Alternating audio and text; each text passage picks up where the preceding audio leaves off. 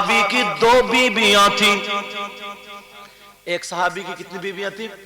2 बीबियां बहुत ज्यादा खुशबू लगाती थी। वो इसलिए लगाती थी उनके शौहर के पास से खुशबू आती थी।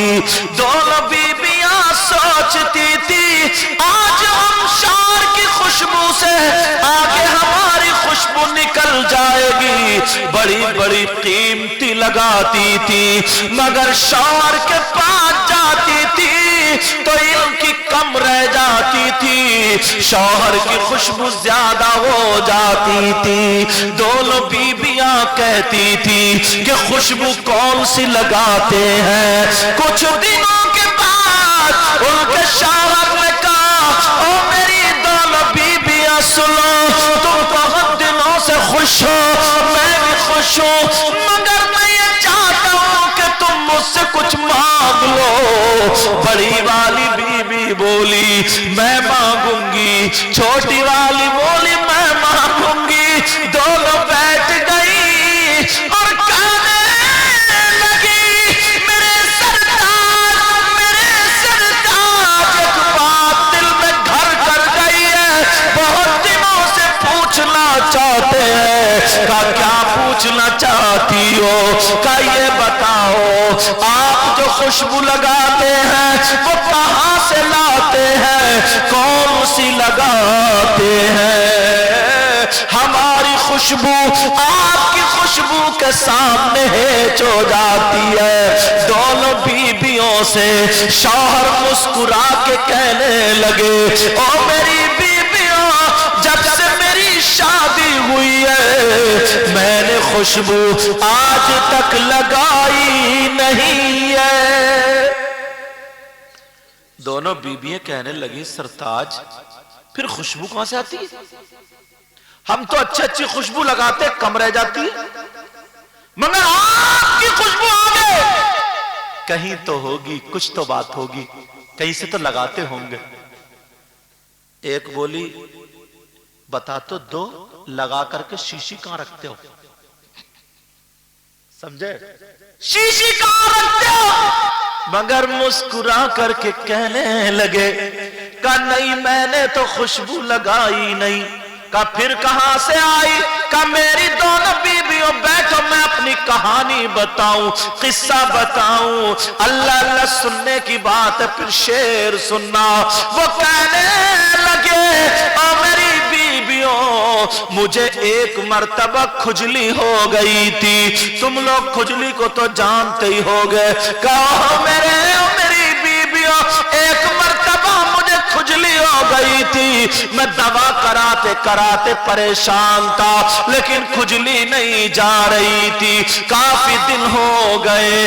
वो सहाबी कहने लगे गर्मी का मौसम, मैंने खुजाते खुजाते खून निकाल लिया, मगर रोते रोते मुझे आका की याद आ गई। वो सहाबी बोले मैं रोता हुआ नबी के पास पहुंच गया। मेरे नबी चमड़े के गद्दे पर अल्लाह अल्लाह खजूर की छाल और पत्ते भरे हुए उस पे आराम कर रहे थे। मैं जाकर के पांव दबाने लगा, मेरे नबी उठ के बैठ गए। कहा क्या बात है सहाबी बोलो। वो रो करके कहने लगे परेशान हो, खुजली नहीं जाती, शर्म आती है खुजाते हुए। मेरे नबी बोले जाओ खुजली का इलाज करा लो, दवा करा लेना। कहा दवा बहुत कराई मगर ठीक नहीं हुआ। मेरे नबी मुस्कुरा करके बोले जरा अपने हाथ बढ़ाओ। उन्होंने हाथ बढ़ाए, मेरे नबी ने पसीना लिया और उनके हाथों पे टपका दिया। अपना पसीना लगाने के बाद दोनों हाथों पे मलो। वो सहाबी ने हाथों पे मला। मेरे नबी बोले घर जा करके अपने जिस्म पे मल लेना। वो सहाबी अल्लाह की कसम खा के 2 बीबियों से कहते हैं ओ मेरी बीबियों, मैंने उस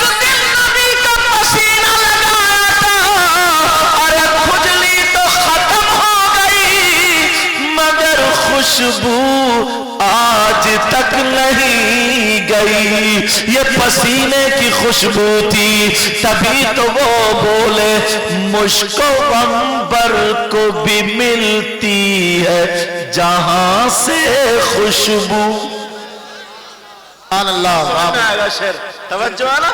سب کی توجہ ہے، امتحان لے لوں۔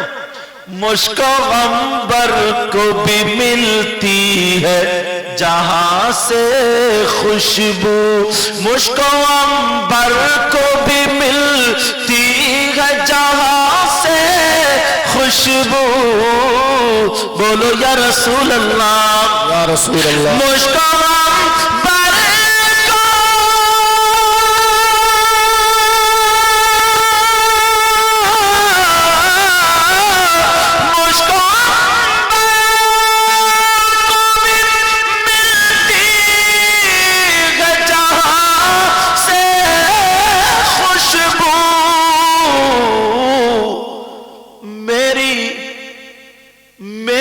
قسمت میں اسی گل کا پسینہ لکھ دو،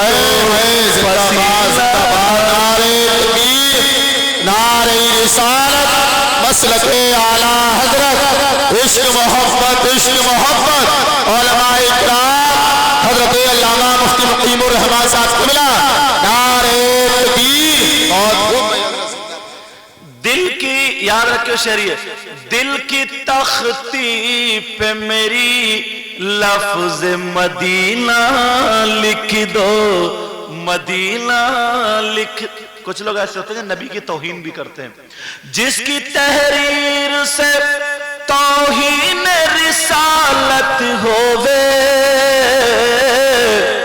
جس کی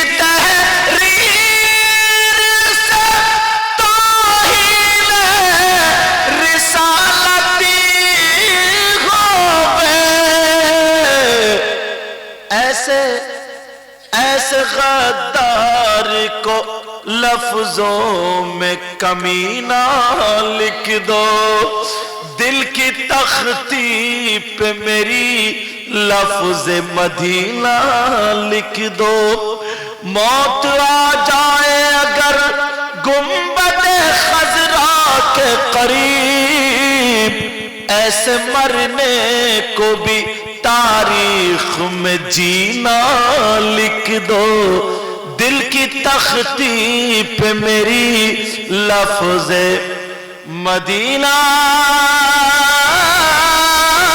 بولنا مدینہ، مدینہ لکھ دو۔ اللہ تعالیٰ ان کے والد کی تھا کہ ہمارے اندر کی جو خرابیاں ہیں وہ دور ہو جائیں، اس لیے کبھی کبھی میں تمہیں ہنسنے والی بات کر کے سیٹ کرتا تھا تاکہ ذہن کے اعتبار سے تم فری ہو جاؤ، اور میری بات گرم لوہا کر کے تب ہتھوڑا ماروں۔ سمجھ میں آ رہی بات؟ ہاں، تو میری بہنیں معاف کرنا، بھائیوں تم بھی معاف کرنا، کسی کو کوئی بات بری لگی ہو، کبھی میں میک والوں کو بھی کہتا تھا اس لیے تاکہ تمہاری توجہ اچھی ہو جائے، سمجھے؟ بہرحال اللہ تعالیٰ مجھے بھی عمل کی توفیق عطا فرمائے، آپ کو بھی عمل کی توفیق عطا فرمائے۔ پیارو اتنے اچھے ہو جاؤ، اتنے اچھے آج کے بعد، سمجھے؟ چھوٹوں بڑوں کی عزت کرو، اور میری بچیوں جیسے میں نے تمہیں بتایا ایسے ہی رہنا، سمجھے؟ اسی انداز میں رہنا، اور چھوٹوں بڑوں کی عزت کرو، جیسے ہمارے وہ بھائی آئے، وہ بچہ چھوڑ کے ہٹ گیا، کرسی دے دی، ایسے ہی کرنا چاہیے، ٹھیک ہے؟ جب تم بیٹھے ہو کوئی بڑا آئے تو ہٹ جاؤ، اس بڑے کو جگہ دو، نمازی ہو، حاجی ہو، سمجھ میں آ رہی ہے؟ ان کی عزت کرو، اماموں کی عزت کرو، عالموں کی عزت کرو۔ کبھی کبھی ایسا ہوتا ہے ایک پورا گاؤں ہے، امام اور پردھان، ان دونوں کے سامنے بڑی کرری کرری سمسیاں آتی ہیں۔ اب دو بھائیوں میں کبھی اتفاق سے لڑائی ہو گئی، اب وہ بتاؤ کیا کرے گا پردھان بیچارہ، اس کی سی کہہ رہا تو، اس کی سی کہہ رہا تو۔ کبھی کبھی ایسے کرے مرحلے آ جاتے ہیں، مگر اس پہ اگر کوئی پردھان یا امام اگر فیصلہ کر دے تو اس کو تم مطلب یہ سمجھا کرو اور مانا کرو کہ ہاں، اور مجھے پوری امید ہے انشاءاللہ نہ امام نہ پردھان غلط فیصلہ نہیں کرے گا۔ کبھی وقت ایسا ہوتا ہے، کبھی ماحول ایسا ہوتا ہے، کبھی کبھی جھگڑا مٹانے کے لیے اپنوں کو بھی ڈانٹنا پڑتا ہے، ایسا ہوتا ہے جھگڑا مٹانے کے لیے، جیسے ایک کوئی غیر ہے اور ایک ہمارا بچہ ہے، اس میں لڑائی ہو گئی دونوں میں، جبکہ غلطی بھی اس کی ہے، مگر ہمیں جھگڑا ختم کرنا ہے، اس کا دل تھوڑا بڑا، تو اپنے کو ہی ڈانٹا جاتا ہے، اب اپنا بگڑ جائے کہ لو یہ ہمارے ہیں، ہم نے انہیں ووٹ دیا اور یوں اور تو اور یہ آگ پھیلانا، یہ لو ہم ان کے پیچھے نماز پڑھ رہے ہیں، ایسا ویسا، اور اس غیر کا کیا فائدہ، اور یوں وہ بھی تمہارے لیے فائدہ ہے، وہ بھی تمہارے لیے، اگر چھوڑ دیا جائے، لڑے، تھانے کچہری ہوئے، معمولی سے معمولی 10-12 ہزار روپے پولیس والے لے جائیں گے آرام سے، ان کو کیا ادھر کی ایف آئی آر لکھیں گے، ادھر کی لکھیں گے، ادھر کی لکھیں گے، ادھر کی لکھیں گے، اور تم میں ایسی ہوتی رہے گی۔ سمجھ میں آ رہی بات؟ اپنے بڑوں کے پاس بیٹھا کرو، بڑوں کا کہنا مانا کرو۔ سمجھ میں آ گئی بات؟ آج کے بعد یہ دل جو ہے نا، دل اتنا اچھا کر لو، اس میں میل مت رکھو ذرا بھی، کسی کی طرف سے کدورت، بیٹا بیٹھ جاؤ، کسی کی طرف سے میل، کدورت اور جلن، حسد، کینہ، بغاوت، یہ ساری چیزیں نکال کے پھینک دو۔